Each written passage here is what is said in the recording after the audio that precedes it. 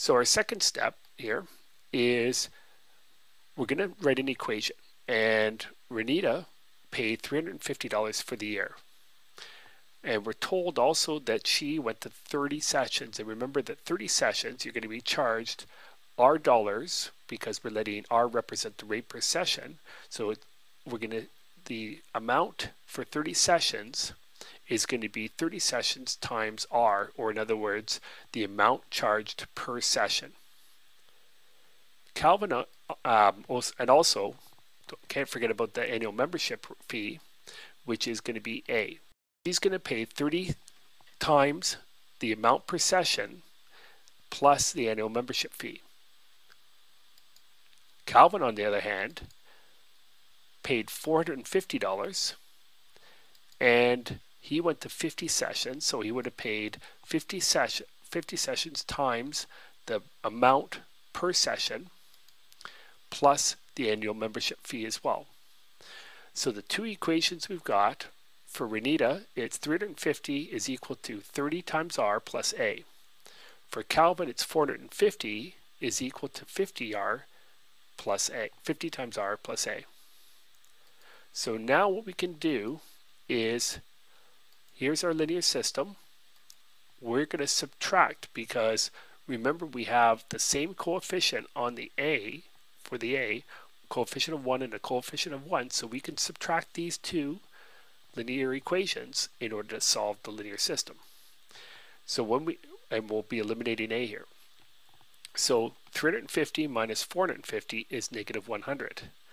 30R minus 50R is negative 20R, and A minus A is 0. So we end up with, then, when we divide both sides by negative 20, in order to solve for R, we get R is equal to negative 100 divided by negative 20. So R is equal to 5. And that means then that the amount per session is $5. So we're going to sub R equals 5 into our second equation. Sorry, our first equation for 350 is equal to 30R plus A. So when we sub in for R equals 5, we end up with then 350 is equal to 30 times 5, which is 150, plus A. We subtract 150 from both sides, and we end up with A is equal to 200. And remember, A represented the annual membership fee. R was the amount charged per session. So we're going to answer the question now. Therefore, the annual membership fee is $200, and each session costs $5.